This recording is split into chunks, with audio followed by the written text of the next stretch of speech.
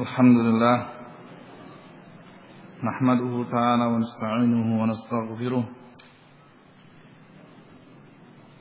ونعوذ بالله من شرور أنفسنا ومن سيئات أعمالنا من يهده الله فلا مضل له ومن يضلله فلا هادي له وأشهد أن لا إله إلا الله وحده لا شريك له وأشهد أن محمدا عبده ورسوله صلى الله عليه وعلى آله وأصحابه ومن تبعهم بإحسان وسلم تسليما مزيدا.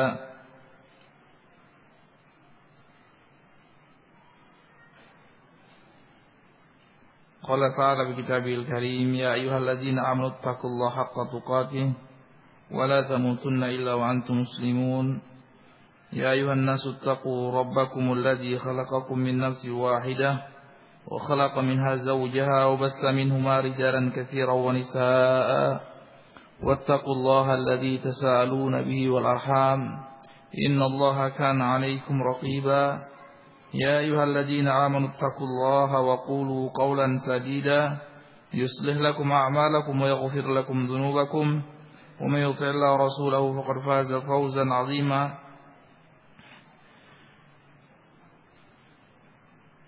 Ikhwani fi din wa akhwati fillah, kaum muslimin dan muslimat yang semoga dimuliakan Allah Subhanahu wa taala, rahimanallahu wa iyyakum.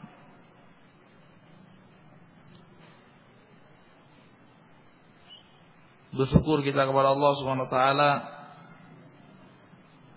atas segala limpahan nikmat dan karunia-Nya, terkhusus nikmatul iman dan Islam yang merupakan nikmat yang sejati yang Allah Subhanahu wa taala berikan kepada seorang hamba di kehidupan dunia ini.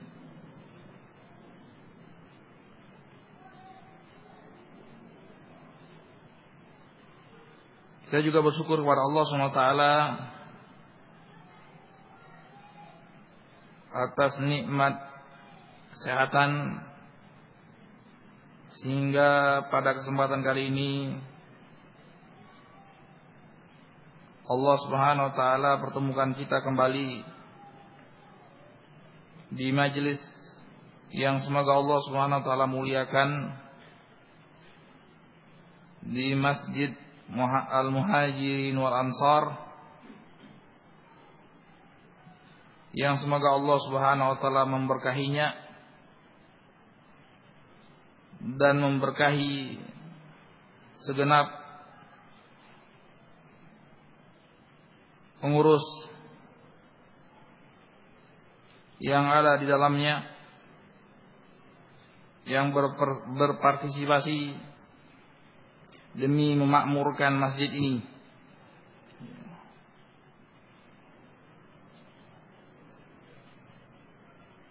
Kemudian terlupa salawat dan salam marilah kita panjatkan kepada junjungan kita Nabi besar Muhammad sallallahu alaihi wasallam beserta kerabatnya dan para sahabatnya serta mereka-mereka yang mengikuti jejak beliau bil ihsan ila yaumiddin. Insyaallah taala pada kesempatan kali ini kita akan membahas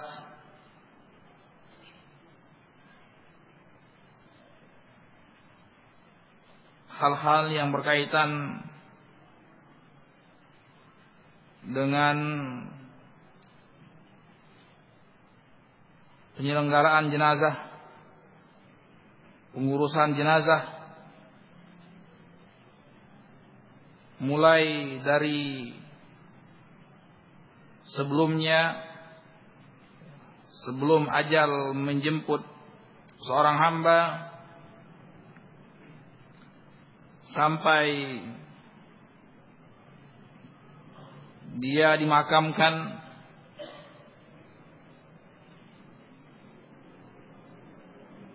dan selanjutnya hal-hal yang berkaitan dengan perkara-perkara yang disyariatkan setelah seorang hamba dikuburkan.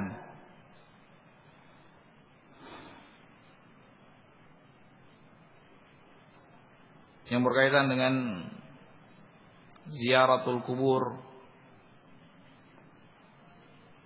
kemudian takziah.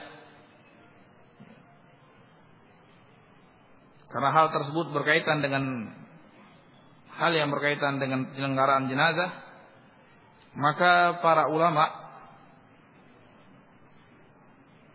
menggabungkannya di satu kesatuan bab dari semua mazhab yang masyhur dalam kitab-kitab fikih. Mereka merangkumkan bab yang dinamakan ahkamul janaiz, hukum-hukum syariat Islamiyah yang berkaitan dengan jenazah. Disebutkan dari awalnya sampai setelahnya.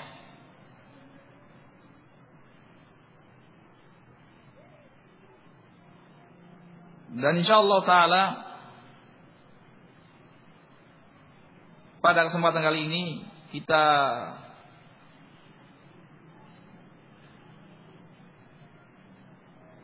memakai kitab Mulakhas Fiqhi karya Al-Allamah Al-Fauzan hafizahullah taala wa ra'ah, salah seorang ulama Ahlussunnah wal Jamaah yang mulia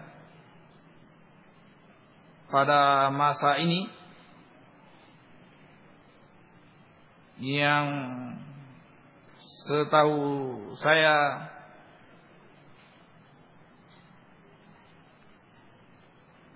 beliau adalah ulama yang paling mumpuni keilmuannya, terutama dalam permasalahan akidah dan fiqh. Wallahu ta'ala alam bis-shawab.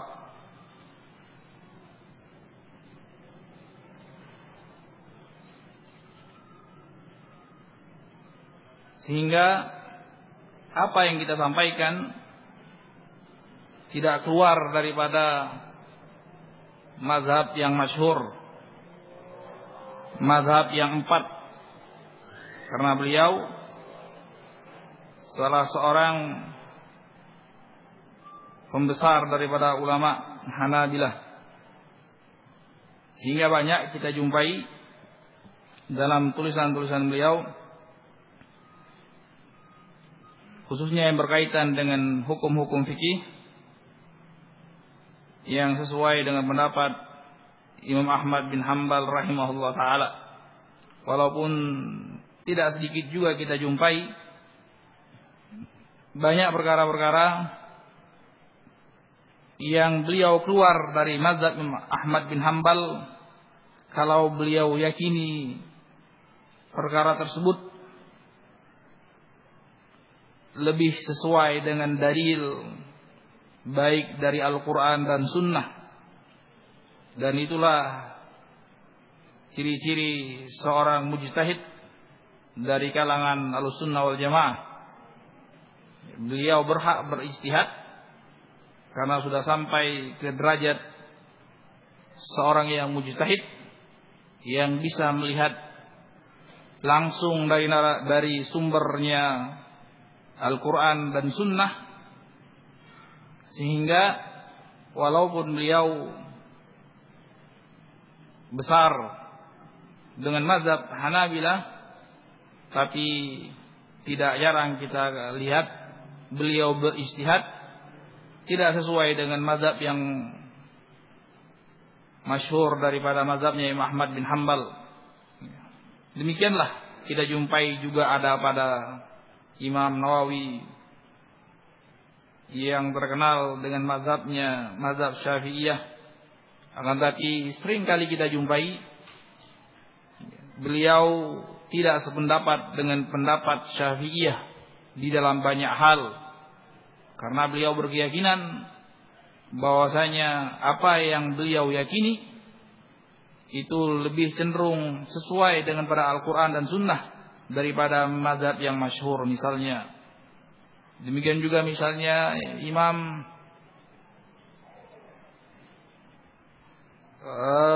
Al-Hafidz Ibn Hajar Al-Asqalani Asy-Syafi'i, beliau masyhur dengan mazhab Syafi'iyah, tapi dalam banyak hal beliau tidak sependapat dengan mazhab Imam Syafi'i, dikarenakan beliau yakini apa yang beliau putuskan daripada perkara tersebut lebih cenderung sesuai dengan zahir Al-Quran dan Sunnah. Demikian adanya bahwasanya seorang muslim dan muslimah di dalam kehidupan kesehariannya, terutama yang berkaitan dengan permasalahan-permasalahan keagamaan, itu hendaklah selalu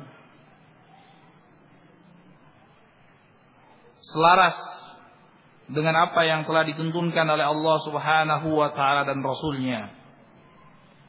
Sehingga apabila dia mendapati suatu permasalahan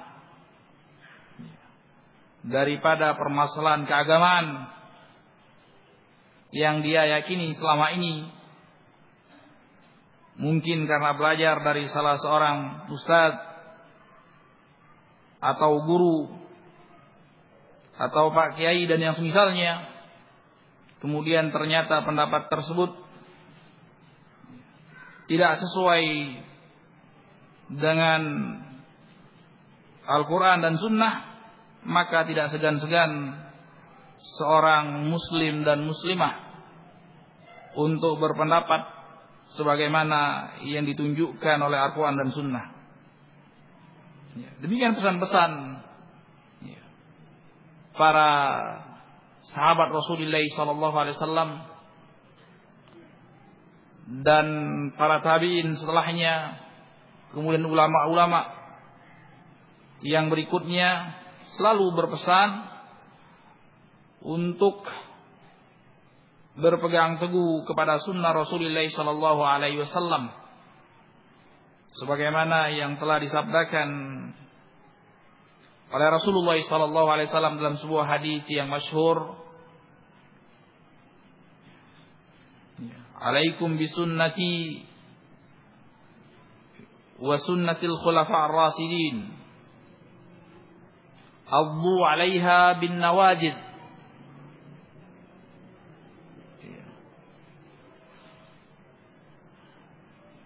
Wajib bagi kamu sekalian, wajib bagi kaum muslimin dan muslimat, kata Rasulullah SAW, untuk berpegang teguh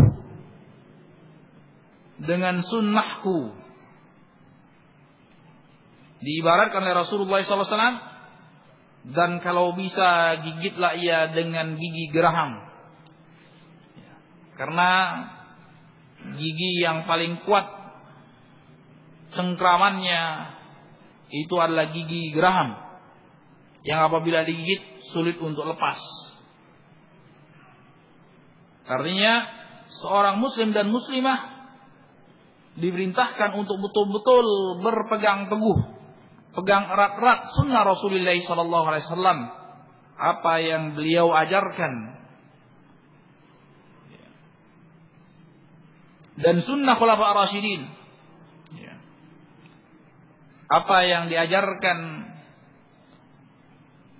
oleh para pemimpin-pemimpin setelah Rasulullah SAW yang disebutkan sebagai khulafa'ir rasyidin, Abu Bakar, Umar, Utsman dan Ali radhiyallahu ta'ala anhum.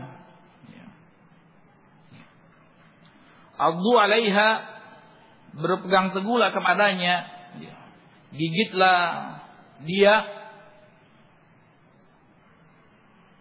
Ada dua penafsiran dari kalangan ulama terhadap hadis ini.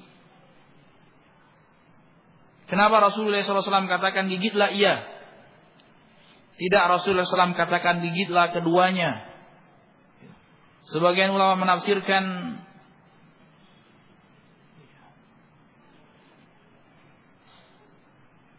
yang dimaksudkan gigitlah ia adalah gigitlah sunnah Rasulullah SAW secara mutlak. Walaupun tidak sesuai dengan apa yang selama ini kita yakini, apa yang selama ini kita ketahui, atau apa yang selama ini masyhur di masyarakat.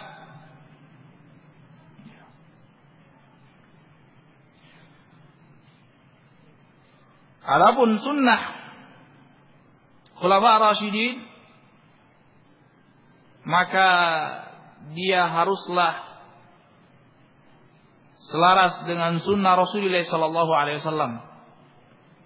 Tidak bertentangan dengan sunnah Rasulullah SAW. Adapun apabila tidak sesuai dengan sunnah Rasulullah SAW, kemudian ada sahabat yang lain yang tidak sependapat dengan pendapat Khulafa' Rasyidin tersebut, dan pendapatnya lebih sesuai dengan Al-Quran maupun Al-Hadis, maka Al-Quran ataupun Al-Hadis yang dipahami oleh sahabat yang lain lebih berhak untuk diamalkan.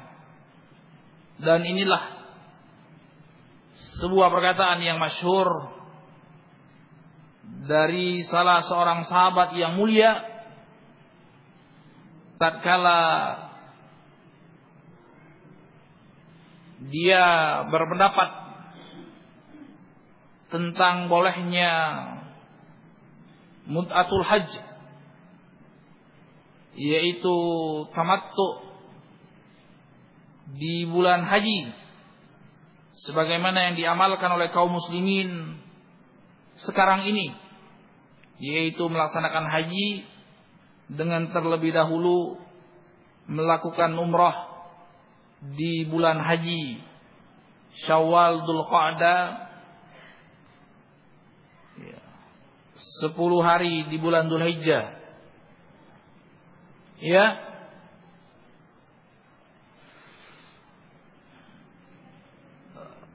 Ketika disinggung bahwasanya Abu Bakar tidak melakukannya, Umar juga tidak melakukannya, kenapa engkau berpendapat seperti itu? Engkau membolehkan seorang muslim untuk haji tamattu. Ya.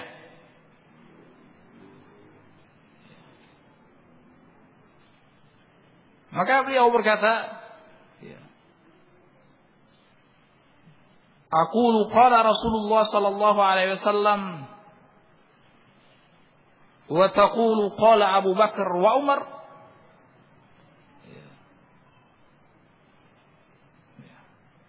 Dalam sebagian riwayat yang disahihkan oleh sebagian ulama, yusiku an tanzil alaikum hijaratun minas sama. Aku khawatir akan diturunkan hujan bebatuan dari atas langit tatkala aku katakan Rasulullah sallallahu alaihi wasallam melakukan suatu perkara, kemudian kalian tolak sunnah Rasulullah sallallahu alaihi wasallam dengan apa yang telah dikatakan oleh Abu Bakar ataupun Umar. Ini menunjukkan bagaimana para sahabat Rasulullah sallallahu alaihi wasallam menekankan kepada kaum muslimin di zaman itu untuk betul-betul memperhatikan sunnah Rasulullah SAW, walaupun sekiranya sunnah tersebut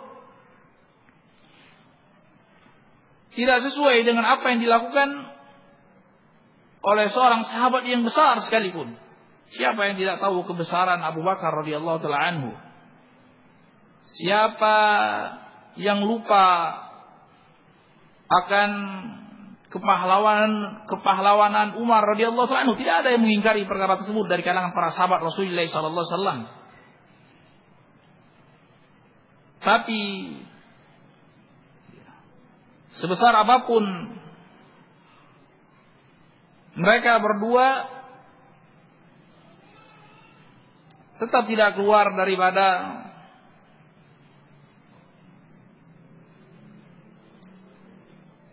kesalahan, karena tidak ada kema'suman kecuali dari Allah Subhanahu wa taala, kecuali dari wahyu Allah Subhanahu wa taala. Walau kana min indillah, walau kana min indi ghairillah lawajadu fi ikhtilafan katsira. Apa saja yang selain daripada Allah Subhanahu wa taala, tentu pasti ada celah di situ. Tentu pasti ada salah di situ. Adapun yang datang dari Rasulullah sallallahu alaihi wasallam, maka perkaranya sudah pasti benar adanya wahyu dari Allah Subhanahu wa taala. Wa ma yantiqu 'anil hawa in huwa illa wahyu yuha. Tidaklah Ar-Rasul alaihi salatu wassalam, Nabi kita Muhammad sallallahu alaihi wasallam, itu berbicara dengan seenaknya saja, dengan hawa nafsunya saja. Apa yang dilafalkan, apa yang diyakini oleh Rasulullah sallallahu alaihi wasallam, apa yang diucapkan oleh Rasulullah sallallahu alaihi wasallam, itu adalah wahyu yang diwahyukan oleh Allah Subhanahu wa taala, baik melalui perantaraan malaikat Jibril, ataukah Allah Subhanahu wa taala mewahyukan secara langsung, misalnya di Sidratul Muntaha tatkala Mi'raj, Isra Mi'raj, di atas langit yang ketujuh. Ikhwani bidinu akhwati billah rahimanallah iyyakum. Maka demikianlah kita sebagai seorang muslim dan muslimah diperintahkan untuk senantiasa berusaha mengenal apa yang digariskan oleh Allah Subhanahu wa taala dan Rasulnya di dalam sunnah-sunnahnya yang sahihah. Maka tidak terluput suatu perkara yang berkaitan dengan perkara keagamaan daripada perhatian Rasulullah sallallahu alaihi wasallam dan para sahabatnya serta ulama-ulama yang datang setelahnya, sehingga mereka perhatikan betul perkara ini. Mereka perhatikan betul perkara ini. Baik pengumpulan hadis-hadis yang berkaitan dengan permasalahan akidah, maupun hadis-hadis yang berkaitan dengan permasalahan fikih serta muamalat.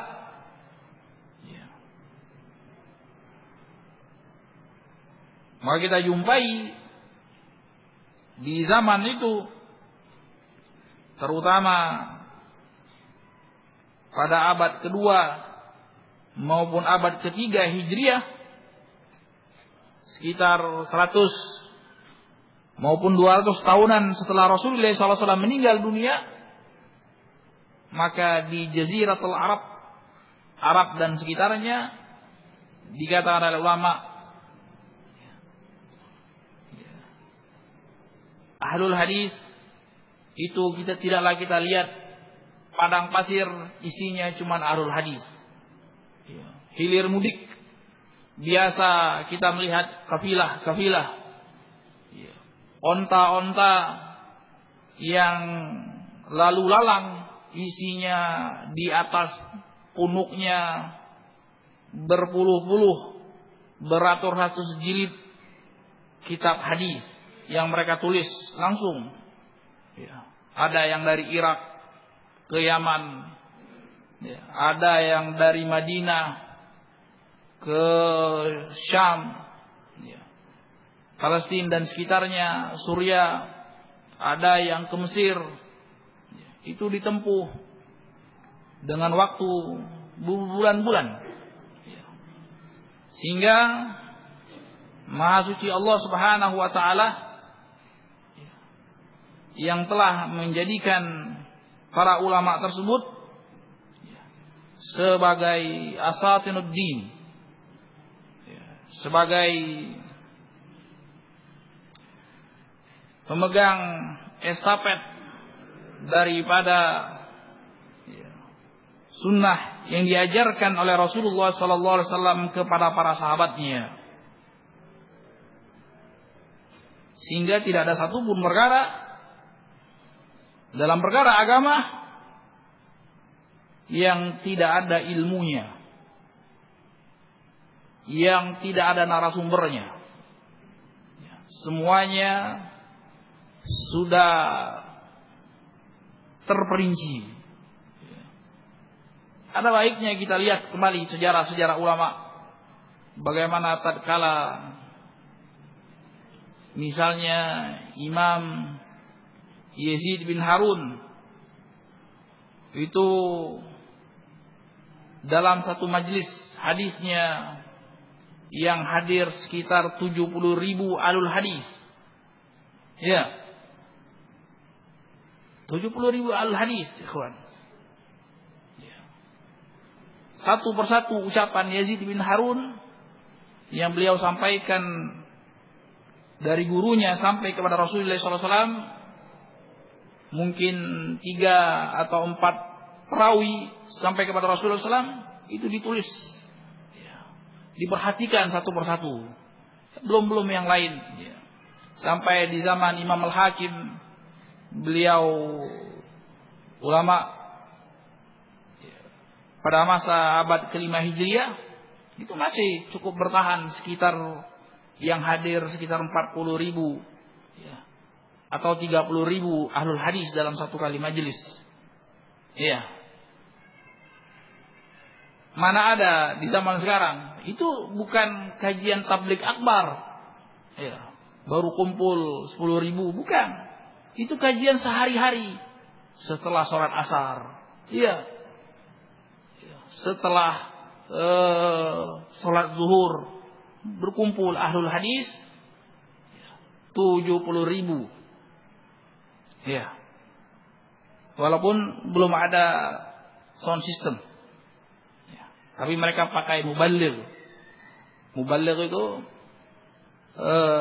murid-murid daripada ahlul hadis tersebut, ulama tersebut, yang ketika ulama tersebut membacakan sebuah riwayat kira-kira jarak berapa puluh meter, murid tersebut sampaikan kepada orang sebelahnya. Terus sampai ke ujung majelis. Sampai ke ujung majelis. Ya, dan ini tidak ada di dalam sejarah selain sejarah umat Rasulullah SAW. Ya. Ya. Tidak ada antum lihat. Antum jumpai. Kita jumpai dalam sejarah umat-umat terdahulu, melainkan hanya ada pada umat Rasulullah SAW. Iya. Maka dengan perantara ulama-ulama ahlul hadis tersebut, maka agama ini terjaga. Tidak bisa orang menyampaikan apa yang dia yakini sesuka-sukanya. Selalu ada narasumbernya. Sehingga tidak banyak versi. Iya, tidak banyak versi. Versi A, versi B, versi C, sampai 25 versi. Entah mana yang benar, entah mana yang salah. Iya. Ketika pun ada perselisihan, dirujuk mana narasumbernya. Tatkala memang betul seperti itu narasumbernya, maka akan ketahuan siapa ucapannya yang lebih benar, yang lebih dekat kepada keotentikannya, keasliannya. Iya, dan inilah kelebihan para ulama ahlul hadis, ahlus sunnah wal jamaah, yang selalu berusaha untuk merujuk kepada narasumber-narasumber aslinya. Tidak berbicara dengan sekehendak hatinya atau menyandarkan kepada narasumber-narasumber yang tidak jelas. Karena hampir semua riwayat hadis, atau bisa dikatakan, bisa dipastikan seluruh riwayat hadis itu sudah terkumpul. Tidak ada lagi yang terbang tanpa terikat pada tempatnya. Sehingga setiap tahun ada versi hadis yang baru, tidak. Semuanya sudah terikat. Ada Sahih Bukhari, ada Sahih Muslim. Ya, ada Sunan Abu Daud, Tirmidzi, Nasai dan Ibnu Majah. Ada Musnad Imam Ahmad dan yang lainnya. Ini subhanallah, baik yang berkaitan dengan permasalahan salat, zakat, fikih yang sifatnya muamalah ataupun ibadah antara seorang hamba dengan Allah Subhanahu wa taala, semuanya sudah lengkap. Dan termasuk perkara yang telah dibukukan, diikat oleh ulama, hukum-hukumnya dari Rasulullah dan para sahabatnya, yaitu apa yang akan kita pelajari yang berkaitan dengan ahkamul janaiz, hukum-hukum penyelenggaraan jenazah sebelumnya maupun setelahnya.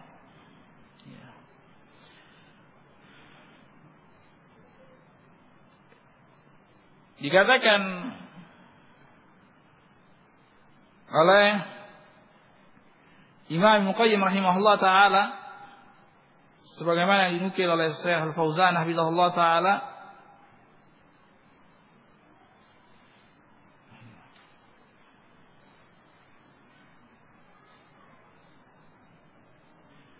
wa kana hadyuhu fil janaiz akmalul hadi, bahwasanya apa yang telah dituntunkan oleh Rasulullah sallallahu alaihi wasallam dalam penyelenggaraan jenazah ini sebaik-baik tuntunan. Berbeda dengan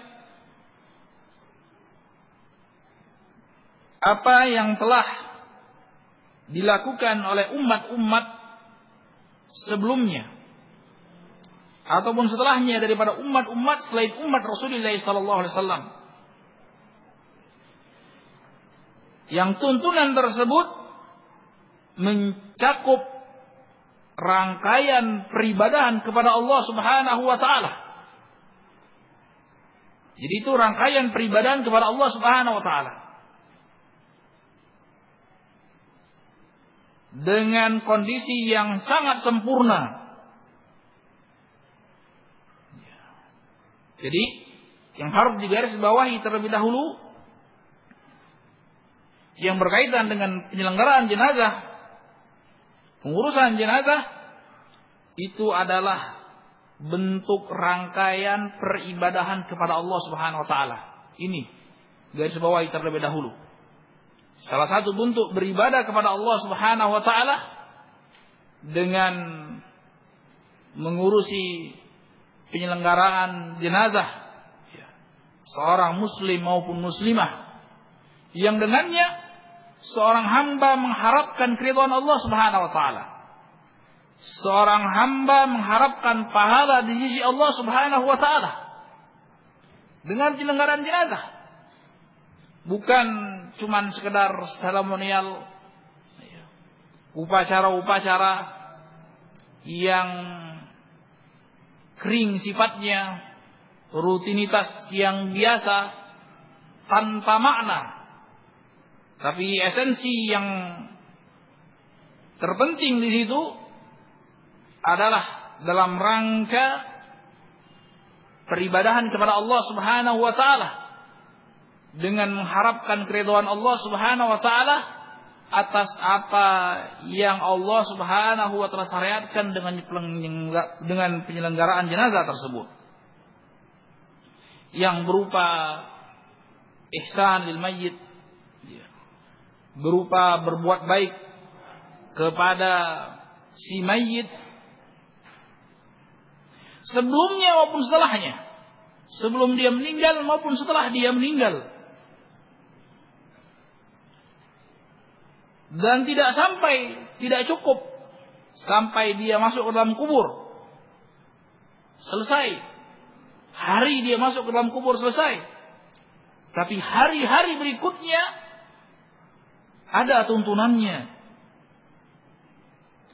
ada bisa dikatakan andil seorang muslim maupun muslimah kepada orang yang si mayit yang telah meninggal 1 pekan, 2 pekan, setahun, seterusnya, berupa doa dan perkara-perkara yang disyariatkan adanya oleh Rasulullah SAW.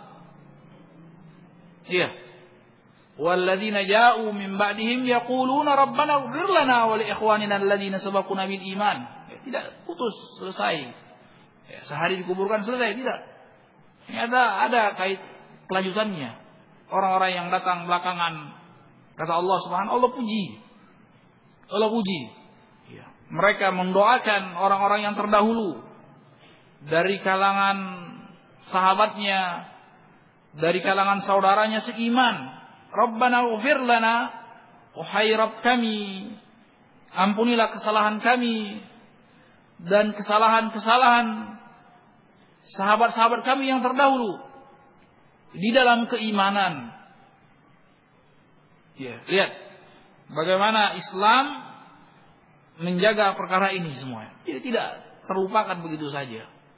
Coba kita lihat bagaimana Rasulullah SAW sampai detik ini, salawat dan salam tetap dipanjatkan oleh umatnya. Demikian juga para sahabat Rasulullah SAW. Perkara disebutkan saja sahabat Rasulullah, tertulis di dalam kitab-kitab ulama. Itu selalu saja kita lihat ulama taradda, mendoakan keridhaan atas sahabat tersebut. Barusan kita sebutkan Abu Bakar radhiyallahu taala anhu. Semoga Allah Subhanahu wa taala meridainya. Berapa lisan yang mengucapkan perkara tersebut. Ini alangkah indahnya tatkala kita dipanggil oleh Allah Subhanahu wa taala. Ternyata masih ada yang mengenang kita. Masih ada yang bersimpati kepada kita, mengucapkan rahmat, mendoakan rahmat dan keridhaan Allah Subhanahu wa taala kepada kita. Dan ini berfaedah. Kalau tidak berfaedah, tidak mungkin Allah Subhanahu wa taala abadikan di dalam Al-Qur'an. Dan ini termaktub di dalam kitab-kitab ulama. Hal-hal yang berkaitan dengan hukum-hukumnya.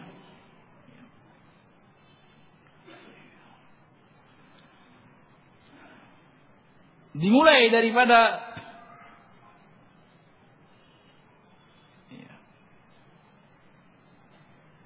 iadah seorang yang meninggal dunia, keumumannya itu didahului dengan sakit. Kalau mau dipersentase, mungkin bisa lebih daripada 90% seorang meninggal itu didahului dengan sakit. Walaupun ada 1-2 kasus seseorang meninggal dengan cara yang mendadak, kelihatannya sepintas lalu tiada angin dan tiada hujan, tiba-tiba orang tersebut dipanggil oleh Allah Subhanahu wa taala. Ya. Baru selesai atau bukan baru selesai, lagi teriak-teriak main futsal, ya, dipanggil oleh malaikat maut atau dicabut nyawanya oleh malaikat maut, ya kan? Ya. Dengar, tapi kan tidak setiap saat orang yang main futsal dicabut nyawanya oleh malaikat maut. Ya. Ini menunjukkan bahwasanya ada hal-hal yang berkaitan dengan permasalahan ya, ketika seorang muslim atau muslimah sakit ya, hingga menjelang ajal menjemput, apa yang disyariatkan bagi si muslim atau muslimah yang sakit tersebut, atau Allah atur hukumnya bagi muslim dan muslimah yang lainnya, yaitu dengan disyariatkan untuk menyambangi orang yang sakit tersebut. Dan ada hukum secara khusus, diatur secara khusus, ada pahala secara khusus, ada hadis secara khusus menyebutkan perkara tersebut. Terjaga sampai hari kiamat hadis tersebut. Hakul muslim ala muslim sittun. Hak seorang muslim di antaranya 6 yang disebutkan oleh Rasulullah SAW dalam hadis ini, di antaranya idza marida fa'udhu. Apabila dia sakit, tengoklah ia.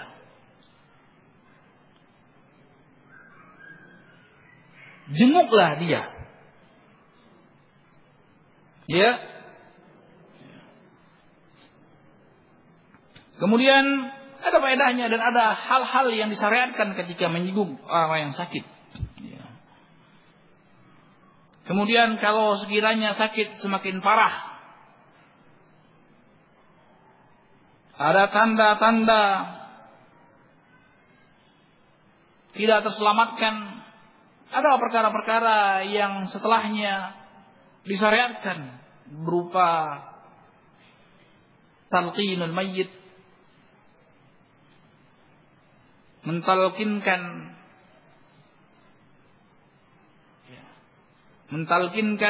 menuntun. Talqin itu menuntun agar si mayyit atau orang yang hendak meninggal, karena dalam bahasa Arab mayyit itu bisa bermakna dua. Bisa artinya orang yang mau mati, bisa artinya orang yang sudah mati. Ya. Di dalam bahasa Arab. Berdasarkan hadis-hadis Rasulullah SAW. Ya. Laqinu mautakum la ilaha illallah. Ya. Talkinkan, tuntun orang yang hendak mati di antara kalian la ilaha illallah. Tahu dari mana kita di sini mayyit, maksudnya orang yang hendak mati? Dari sabda Rasulullah SAW yang lain. Beliau bersabda, "Man kana akhiru kalamihi la ilaha illallah, dakhala al-jannah." Barang siapa yang akhir hayatnya, akhir daripada perkataannya la ilaha illallah, maka dia masuk surga. Iya. Dan itu tidak bisa dibuat-buat. Itu taufik dari Allah Subhanahu wa taala. Ya. Barangkali ada sebagian orang yang kena syubhatul irja. Dia berkata, tidak apa-apa, saya akan bermaksiat. Nanti menjelang ajal, saya siapkan jam digital yang mengingatkan saya untuk mengucapkan la ilaha illallah. Ya. Saya masuk surga. Ya. Itu kalau sekiranya kematian milik kita, kita bisa setting kapan meninggal, ya kan? Di mana meninggal? Ini tidak bisa. Allah mengatakan, wala tadri nafsun bi ayyi ardin tamut. Tidak tahu seorang di negeri mana dia meninggal. Iya. Artinya dia tidak akan tahu kapan dia akan meninggal. Wa ma tadri nafsun madza taksibu ghadan. Apa yang dia lakukan esok hari belum tentu dia akan wujudkan. Barangkali ada orang yang kurang akalnya, dia akan mengatakan, bisa Ustaz, besok saya mau bunuh diri. Iya, kan pas. Ya silakan. Ya, Rasulullah SAW bersabda, kan kita ingin bicara, kita ingin masuk surga. Iya kan? Barang siapa yang akhirnya dia mengucapkan la ilaha illallah, dia masuk surga. Saya akan bunuh diri sekitar 2 detik sebelumnya saya ucapkan la ilaha illallah. Iya. Ini kan kita berbicara seorang yang mau masuk surga. Iya. Rasulullah SAW kalau ekstrim seperti itu barangkali aja. Mana tahu. Rasulullah SAW bersabda, ya, man qatala nafsahu bi syai'in udziba bihi yaumal qiyamah. Ternyata tidak masuk surga barang siapa yang bunuh diri dengan sesuatu, dengan pisau, dengan gunting, dengan racun, nanti akan diazab dengan barang yang dia bunuh diri tersebut. Dalam riwayat khalidan mukhalladan. Dalam riwayat dia bunuh diri misalnya pakai racun, walaupun sebelumnya la ilaha illallah, diazab terus dalam racun di neraka jahanam, dengan racun. Tapi racunnya versinya lebih parah daripada itu. Terus mati hidup lagi, mati hidup lagi. Kalau dengan gunting atau dia potong nadinya, terus seperti itu terus. Dalam hadis tersebut kekal selama-lamanya. Sehingga sebagian ulama berpendapat dengan sahih hadis tersebut, walaupun jumhur mayoritas Ahlussunnah wal Jamaah maksudnya khalidan mukhalladan al-muqsad tawil. Saking lamanya sampai kelihatannya tidak akan keluar daripada neraka jahanam. Iya. Bayangkan kalau sekiranya satu hari di neraka jahanam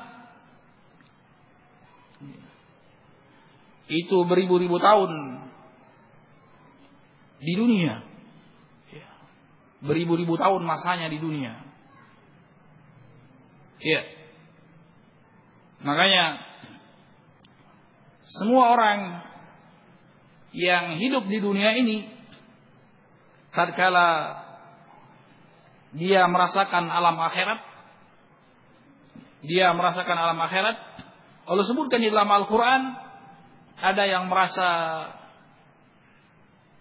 seakan-akan dia cuman hidup 1 jam.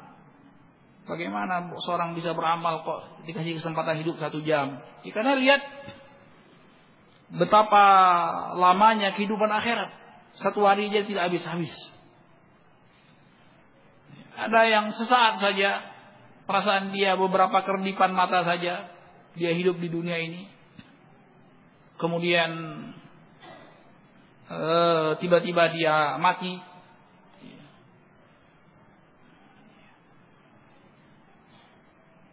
Ikhwani fiddin wa akhwati fillah rahimanallahu iyyakum. Kemudian setelah itu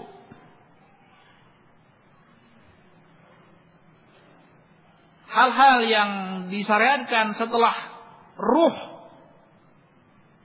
keluar daripada jasad. Setelah ruh keluar daripada jasad, ada yang disyariatkan. apa yang dilakukan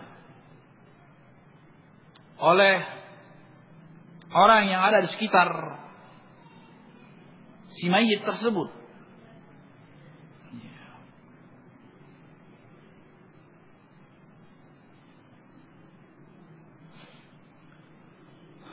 Kemudian setelahnya kita diperintahkan oleh Allah Subhanahu wa taala untuk mengurusinya lebih lanjut dengan mensucikannya.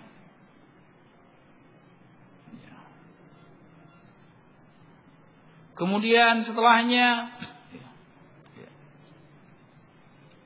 mempersiapkannya, mengkafaninya.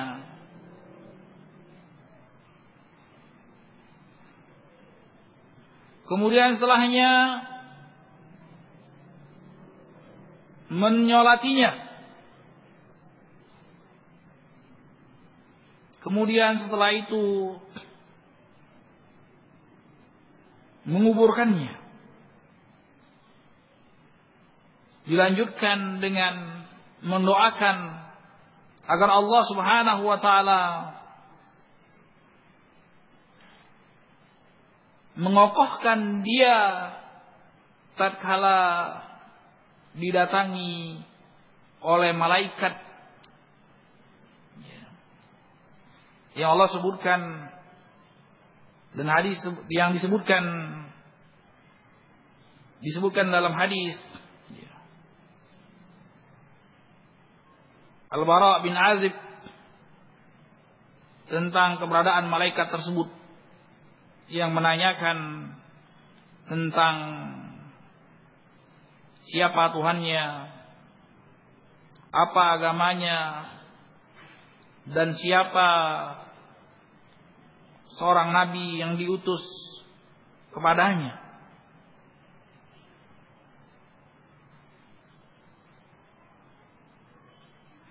Kemudian setelah itu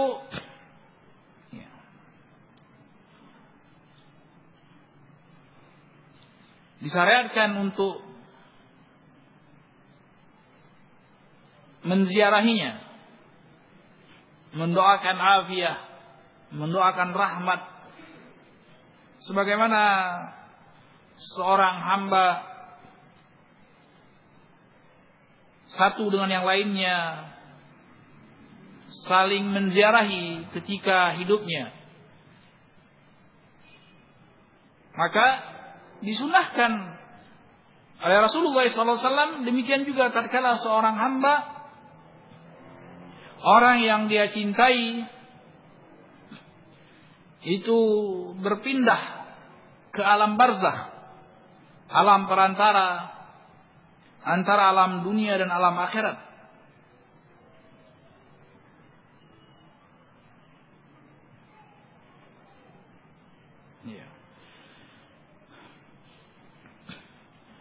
Ikhwani fillah wa akhwati fillah. Dan insyaallah taala akan kita bahas satu persatu daripada hukum-hukum yang berkaitan dengan perkara tersebut.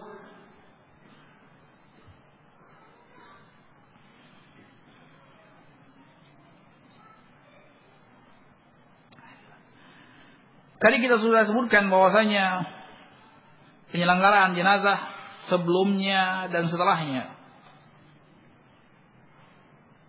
Maka sebelumnya tidaklah seseorang dikatakan mayyit, seorang hamba dikatakan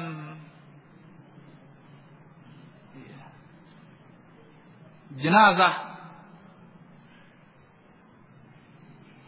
itu tanpa ada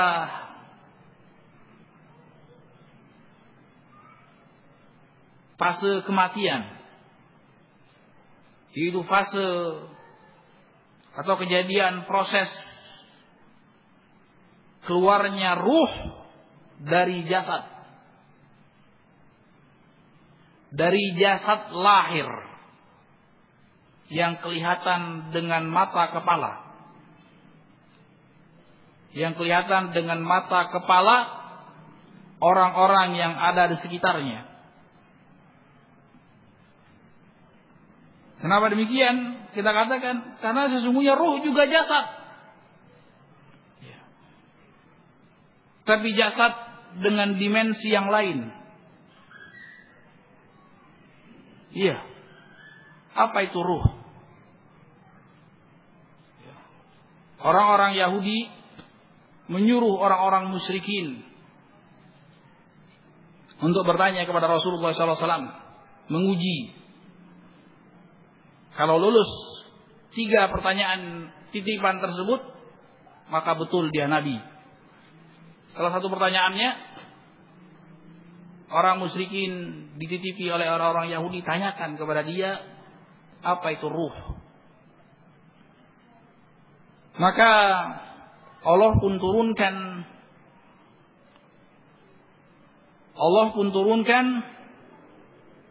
firman-Nya di dalam surat Al-Isra, yas'alunaka 'anir ruh qulir ruhu min amri rabbi wa ma utitum minal ilmi illa qalila. Mereka bertanya kepadamu, wahai Rasul, tentang hakikat ruh. Apa itu ruh? Allah katakan, qulir ruhu min amri rabbi. Katakan, tidak penting kalian mengetahui perkara tersebut. Ruh itu urusan Allah SWT. Ruh itu urusan Allah Subhanahu wa ta'ala. Dan tidaklah kamu diberi ilmu, manusia diberi ilmu, jin dan manusia diberi ilmu kecuali sedikit saja. Artinya, sudah sunnatullah, sudah ketetapan Allah Subhanahu wa ta'ala. Allah Subhanahu wa ta'ala hanya memberikan sedikit ilmu, sedikit pengetahuan kepada manusia dengan keterbatasan otaknya, dengan keterbatasan akalnya. Ya, dengan hikmah Allah Subhanahu wa ta'ala, dengan akal yang terbatas, maka ilmunya pun terbatas. Jangan berusaha melampaui apa-apa yang tidak masuk akalnya, tidak bisa dicerna akalnya. Maka untuk urusan ini, ruh itu urusan Allah. Allah tutup pintunya, Allah tutup ilmunya, hakikatnya seperti apa. Ya. Maka kita katakan, sebagaimana yang dikatakan oleh Rasulullah SAW, ruh itu juga jasad. Ya. Bagaimana demikian? Karena beliau bersabda, "Idza qubida ar-ruh tabi'ahul basar." Dalam satu kesempatan, seorang hamba diberi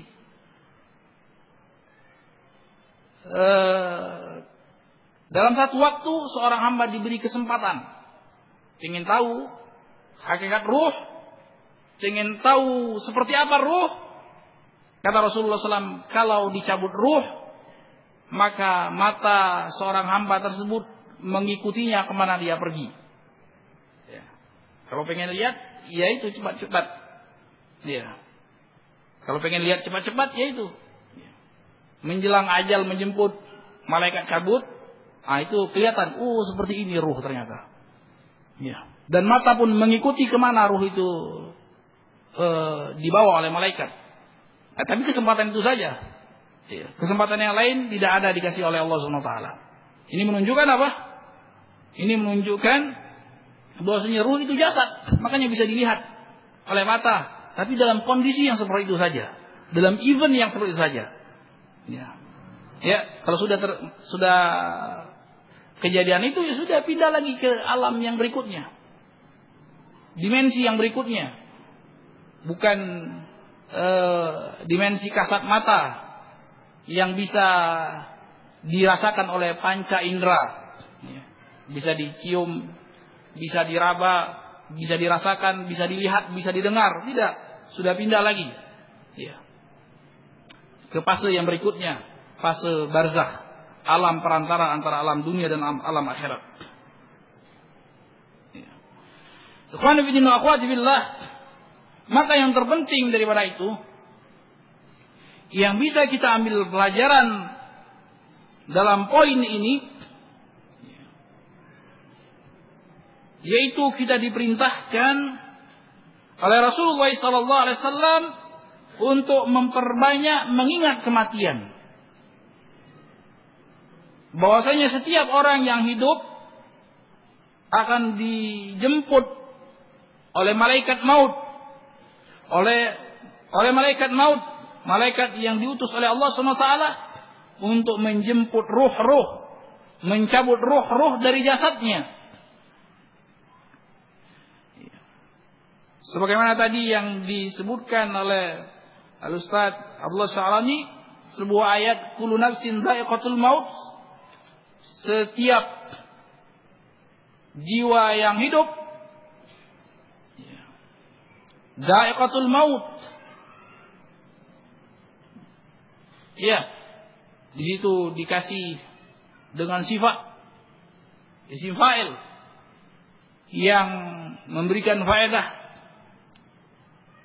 as-subut wal luzum, pasti. Tetaplah ketetapan Allah Subhanahu wa taala bahwasanya yang namanya jiwa yang hidup pasti akan merasakan kematian. Ya. Maka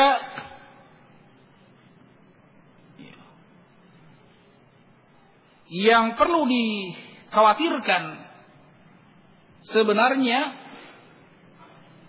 bukan prosesi kematian, bukan lepasnya ruh dari jasad, tapi yang harus dikhawatirkan apa yang terjadi setelah ruh lepas dari jasad, ruh keluar dari jasad. Iya, apa yang akan terjadi setelah ruh keluar dari jasad? Itu yang harus kita khawatirkan. Karena di situ akan dibalas seseorang sesuai apa yang dia lakukan ketika masa hidupnya. Iya. In khairan fa khairun, in syarran fa syarrun. Kalau baik, maka dia akan melihat kebaikan setelah kematiannya. Kalau tidak baik, maka dia akan melihat keburukan setelah kematiannya. Ini disunnahkan oleh Rasulullah SAW untuk mengingat, memperbanyak bahkan, bukan sekedar mengingat sekali dua kali, tapi memperbanyak mengingat kematian. Yang kita katakan tadi, yang terpenting kita mengkhawatirkan apa yang terjadi setelah kematian. Sehingga apa? Sehingga kita bersiap-siap menyongsong kematian dengan taubat daripada segenap kesalahan. Iya. Apakah kesalahan tersebut berupa kemaksiatan yang dilakukan, ataukah kesalahan tersebut berupa kewajiban yang ditinggalkan? Maka Rasulullah SAW bersabda dalam sebuah hadis yang sahih, aksiru min dzikri hadimil ladzat al-maut.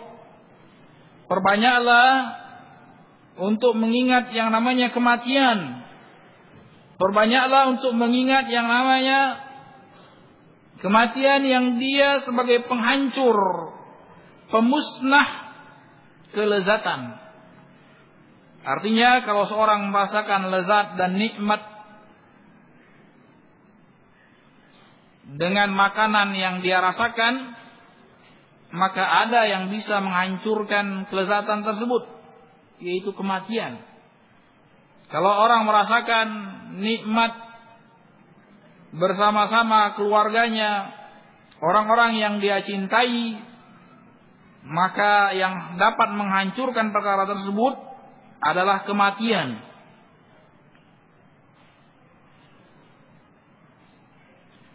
Hadis ini diriwayatkan oleh imam yang 5.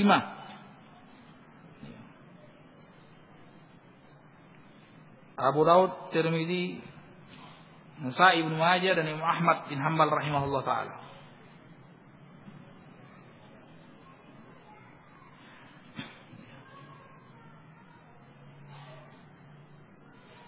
Dan itulah Ya.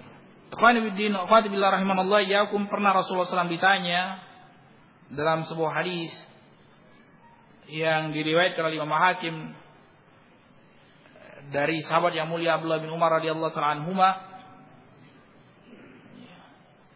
Beliau bersabda tatkala ditanya tentang aqyasun nas, manusia yang paling cerdas, manusia yang paling cerdik, manusia yang paling pintar, maka beliau bersabda aktsarun isti'dadan lil maut, manusia yang paling banyak persiapan untuk menyongsong kematian. Maka semakin cerdas seseorang, semakin banyak persiapannya untuk menyongsong kematian. Artinya, semakin bodoh seseorang, semakin dia tidak bersiap-siap untuk menyongsong kematian. Ya. Ikhwan fiddin, akhwati billah rahimanallah iyyakum, semoga Allah Subhanahu wa taala memberikan kecerdasan kepada kita sehingga kita diberikan taufik olehnya untuk senantiasa memperbanyak persiapan menyongsong masa depan, yaitu kematian. Ya, karena kematian pasti datang di depan, entah lusa atau esok hari.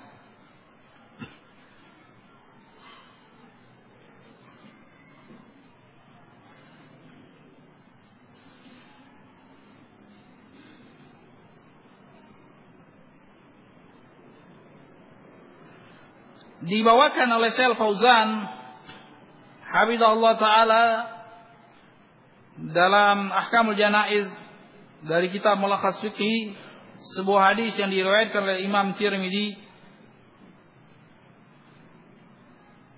dan yang lainnya dari sahabat yang mulia Abdullah bin Mas'ud dari Rasulullah sallallahu alaihi wasallam, istahyu minallahi haqqal haya, hendaklah kamu malu kepada Allah Subhanahu wa taala dengan sesungguhnya. Hendaklah kamu malu kepada Allah Subhanahu wa taala dengan sesungguhnya.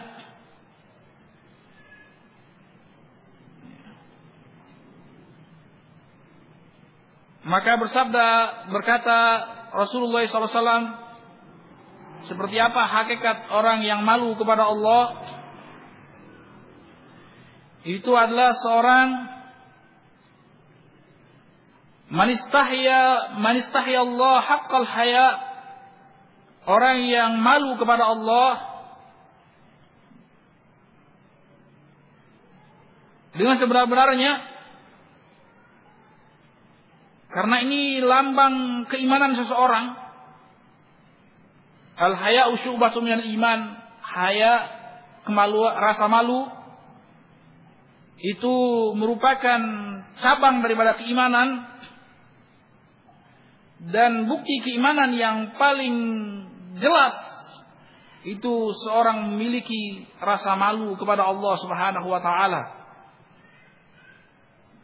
Semakin besar rasa malu seorang hamba kepada Allah, semakin besar keimanannya dia kepada Allah Subhanahu wa taala. Seperti apa mewujudkan rasa malu kepada Allah? Man istahya minallahi haqqal haya falyahfadh ras wa ma wa'a. Maka barang siapa yang merasa malu kepada Allah, hendaklah dia jaga kepalanya dan apa isinya. Ya. Apa isi kepala? Apa yang ada di otaknya? Apa yang ada di pikirannya? Wal yahfazul batn wa ma hawa. Hendaklah dia jaga rongga perutnya. Hendaklah dia jaga rongga perutnya dan apa isinya. Ya. Baik yang berkaitan dengan menjaga artinya mengontrol apa yang dia masukkan ke dalam perutnya daripada harta yang halal, ataukah karena tatkala masuk ke dalamnya harta yang haram, maka Rasulullah SAW bersabda, ayyuma lahmin nabata min suhtin fannaru aula bihi. Apapun daging yang tumbuh daripada harta yang haram, maka yang pantas untuk daging tersebut adalah api neraka jahanam. Ataukah menjaga perut dari sisi mengontrol barang-barang yang halal masuk ke dalam perut tersebut. Iya. Karena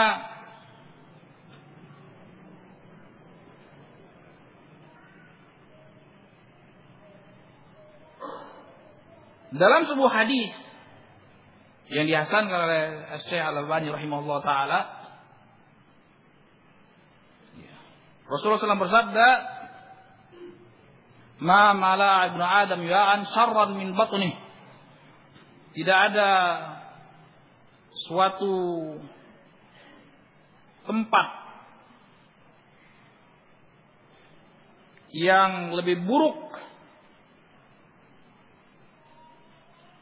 untuk dipenuhi melainkan perut anak Adam. Ya. Maka dari sini Rasulullah SAW anjurkan dalam banyak hadis untuk banyak-banyak berpuasa, mulai dari puasa wajib maupun yang sunnah. Sebagaimana yang diriwayatkan dari sahabat yang mulia Abu Darda, tatkala meminta awajangan kepada Rasulullah SAW, ya Rasulullah SAW, ausini, ya Rasulullah, berikanlah wasiat kepadaku. Rasulullah SAW wasiatkan untuk berjihad, untuk pergi berjihad. Kemudian beliau pun pulang dengan selamat.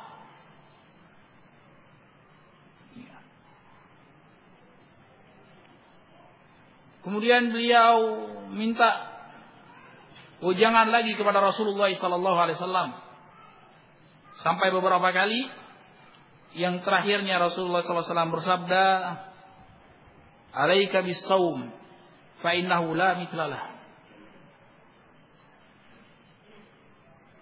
Beliau bersabda, bagimu untuk melazimi berpuasa, karena itu tidak ada bandingannya, karena itu tidak ada yang semisalnya. Maka diriwayatkan oleh perawi, wa ma ru'iya Abu Darda wa ahluhu wa abduhu illa kanu siyaman.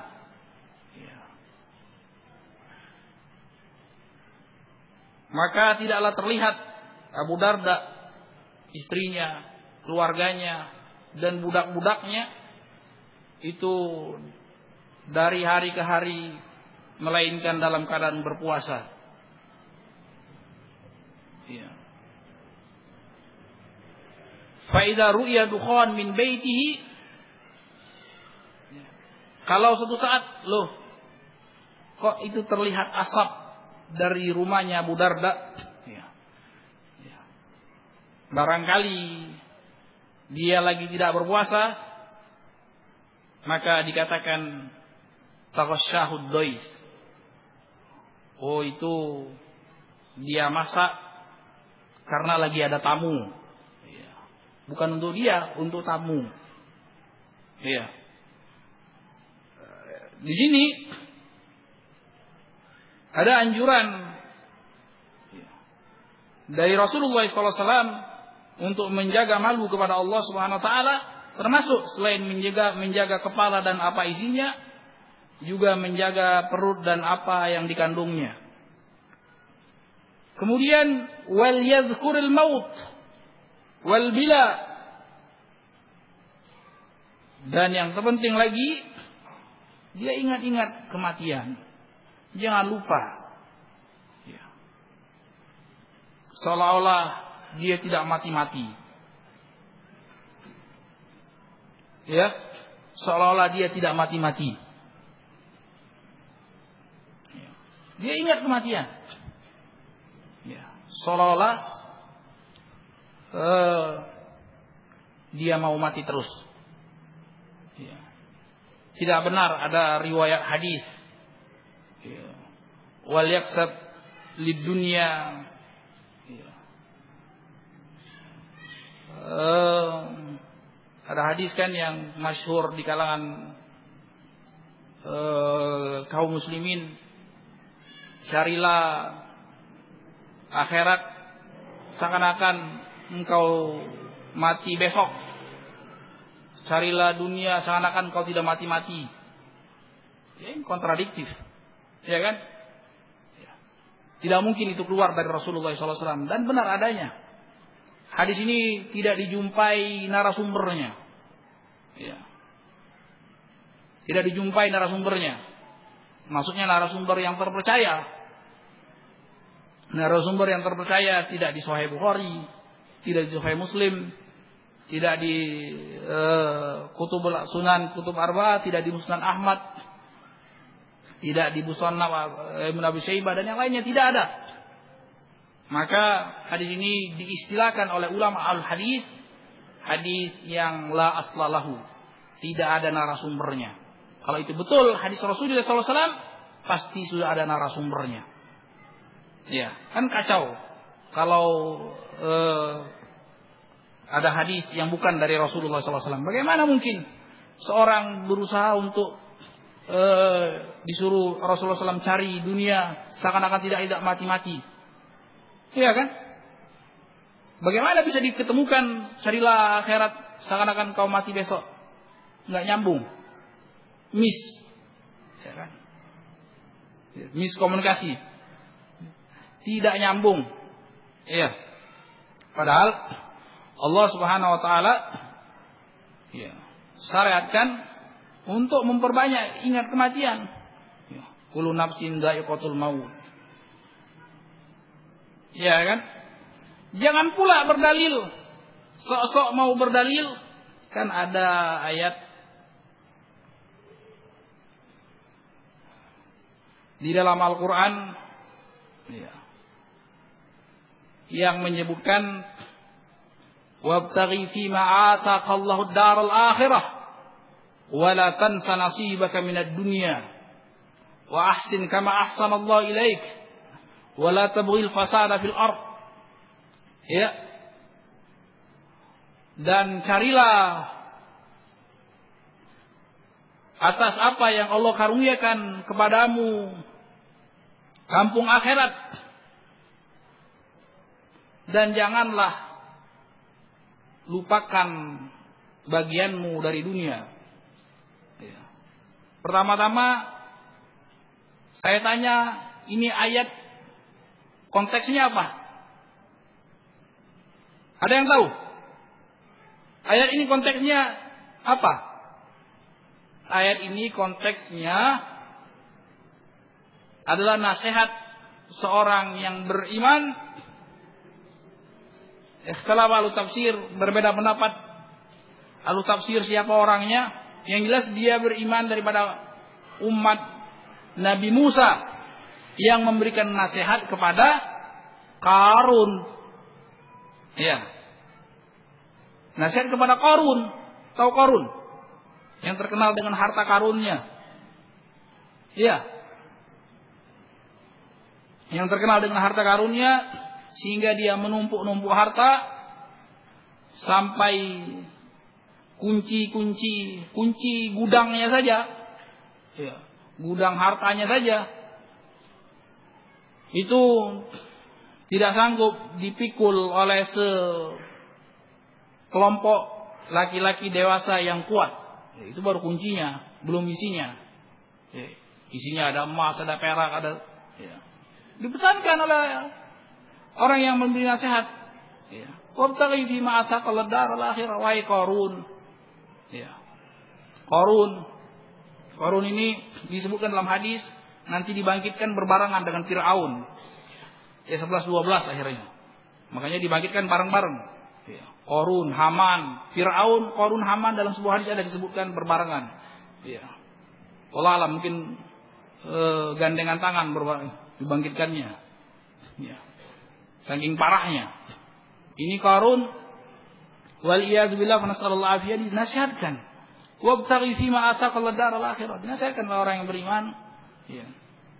Carilah ya, atas apa yang Allah anugerahkan kepadamu ya, dari perbendaharaan harta benda yang kau miliki. Carilah mestinya cari keridhaan Allah. Ya. Semestinya apa? Dengan apa yang kau karuniai, yang kau dikaruniai oleh Allah SWT, hendaknya engkau cari keridhaan Allah SWT. Engkau cari kampung akhirat. Ya. Dengan bersedekah, dengan membantu dakwanya Nabi Musa dan Nabi Harun, ya, dengan menyantuni fakir miskin, ya, ini, ya, wala tansa nasibaka minad dunya, ya, walaupun kau juga jangan melupakan bagianmu daripada kehidupan dunia, ya. Tidak ada di ayat tersebut disuruh untuk hidup 1000 tahun untuk mencari dunia, enggak ada. Jangan melupakan. Ya. Jangan mentang-mentang sudah dinasihatin, ya. Kemudian engkau tinggalkan semua yang namanya keduniawiaan. Tidak. Ya. Seperti Rasulullah SAW pernah melihat, ya, setelah tiga orang sahabatnya yang berazam untuk meninggalkan dunia dengan secara keseluruhan. Ya, tidak mau makan daging. Ya. Tidak mau makan daging. Ya, tidak ada hubungannya dengan ketakwaan. Tidak ada hubungannya dengan perbekalan akhirat. Tidak mau makan daging. Orang mau makan daging, tidak mau makan daging, tidak ada hubungannya dengan kebahagiaan di dunia dan akhirat. Ya. Tidak akan, yang kedua tidak akan menikah. Ya, ini juga tidak ada hubungannya. Seorang dengan tidak menikah, kemudian dia bisa bertakwa, belum tentu. Ya, bisa saja seorang menikah dan dia menjadi lebih bertakwa, dan itu yang diharapkan. Bisa sebaliknya. Makanya ulama membagi menjadi 5, ya, bahwasanya nikah dan talak itu yajri ahkam taklifiyal khams. Di situ ada mengalir padanya 5 hukum syariat. Ya. Mulai dari haram sampai wajib. Mulai dari makruh sampai mustahab dan selanjutnya. Dan itu yang masyhur. Ya. Ikhwani fillah wa akhwati fillah rahimanallah iyyakum, yang seperti itu tercela. Ya. Kalau demi akhirat sampai harus mengorbankan untuk tidak tidur seumur hidup, ya, demi sholat malam, tidak benar seperti ini. Ya. Kenapa? Karena masing-masing ada haknya. Yang benar, bersabda Rasulullah SAW, ati kulladhi haqqin haqqa. Berilah masing-masing yang memiliki hak sesuai dengan porsinya. Ya, Allah punya hak terhadap hambanya. Ya, orang sekitar kita punya hak terhadap kita, keluarga kita punya hak terhadap kita, anak dan istri kita punya hak terhadap kita. Itu patut untuk ditunaikan dan wajib untuk ditunaikan.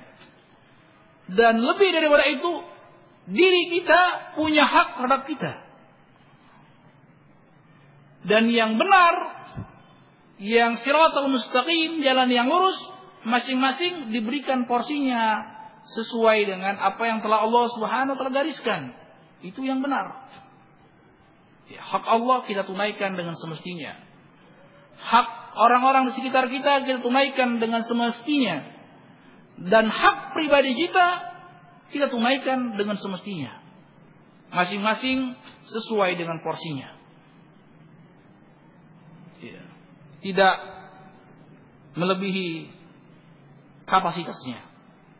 Ya. Dan itu yang dikehendaki daripada ayat tersebut. Ya. Tidak sama sekali anjuran untuk hidup 1000 tahun lagi. Ya. Di situ anjuran untuk beramal soleh dengan harta yang dimiliki oleh Qarun, untuk mengharapkan kampung akhirat dengan kebaikan yang ada padanya, dan dalam pada itu engkau juga jangan lupakan daripada perkara dunia yang engkau hidup di situ. Ya. Ya. Karena apa? Karena semua manusia yang hidup ya, pasti akan mengambil jatahnya daripada perkara dunia. Ya. Karena dia hidup di dunia. Suatu perkara yang tidak mungkin dia bisa berlepas diri daripada kehidupan dunia. Paling tidak minimal, misalnya dia tidak kepingin makan, ya. Kamu hidup di dunia pasti butuh oksigen. Ya, itu bagian kehidupan dunia. Dengannya kamu menghirup oksigen. Kalau tidak, ya coba aja tahan napas, jangan hirup oksigen. Karena oksigen bagian daripada dunia. Ya. Nah yang seperti ini, perkara-perkara yang lumrah sejatinya seorang manusia, yang tidak tercela seorang manusia mengambil hajatnya di situ, dan itu merupakan haknya, diberi haknya tubuh kita untuk makan dan minum, untuk menghirup udara segar, untuk beristirahat, dan itu anjuran dari Allah Subhanahu wa taala dan Rasulnya. Iya, tapi tidak melampaui batas. Gampangnya, sederhananya, realnya, yang lebih real, ya contoh saja Rasulullah Sallallahu Alaihi Wasallam. Ya, makanya Allah abadikan di dalam Al-Quran, laqad kana lakum fi Rasulillahi uswatun hasanah liman kana yarjullaha wal yawmal akhir wa dzakarallaha katsiran. Sungguh sudah ada pada diri Rasulullah Sallallahu Alaihi Wasallam suri tauladan, panutan, contoh yang terbaik bagi orang-orang yang mengharapkan berjumpa dengan Allah, mengharapkan Allah SWT dan kampung akhirat, dan dia banyak berzikir kepada Allah SWT. Maka siapa saja yang mengaku dia beriman kepada Allah dan hari akhirat, dan dia banyak berzikir mengingat Allah Subhanahu wa taala dengan lahir dan batinnya, maka dia akan mencontoh Rasulullah SAW dalam kesehariannya, dalam ibadahnya, dalam muamalahnya, dalam pergaulannya dengan orang sekitarnya. Walaupun tidak mungkin seorang bisa maksimal 100% seperti Rasulullah SAW, tapi paling tidak sudah berusaha ke arah sana. Sudah berusaha. Sudah ada usaha ke arah sana. Ya. Karena anjuran Rasulullah SAW, anjuran Allah SWT untuk menjadikan Rasulullah SAW sebagai suri tauladan yang terbaik, sebagai idola yang terbaik. Orang mengidolakan seseorang, semua sisi dia akan tiru. Ya. Dan lebih daripada itu, kunci kebahagiaan seseorang di kehidupan dunia dan akhirat, yaitu dengan mencintai Allah dan dicintai oleh Allah Subhanahu wa taala, adalah dengan mengikuti Rasulullah sallallahu alaihi wasallam. Qul in kuntum tuhibbunallaha fattabi'uni yuhibbukumullahu yaghfir lakum dzunubakum. Dan bahkan diampuni oleh Allah Subhanahu wa taala. Katakanlah kalau kamu mengaku mencintai Allah Subhanahu wa taala, maka ikutilah aku. Ikutilah apa yang diajarkan oleh Rasulullah sallallahu alaihi wasallam. Ya.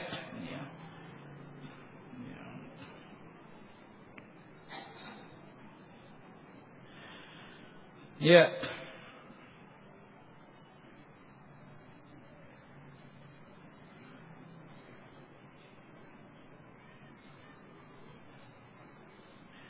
Sudah hampir masuk waktu maghrib. InsyaAllah kita lanjutkan pada season yang berikutnya. Wabillahi taufiq. Wassallallahu ala nabiyyina Muhammad wa ala alihi wa ashabihi wa sallam. Walhamdulillahi rabbil alamin.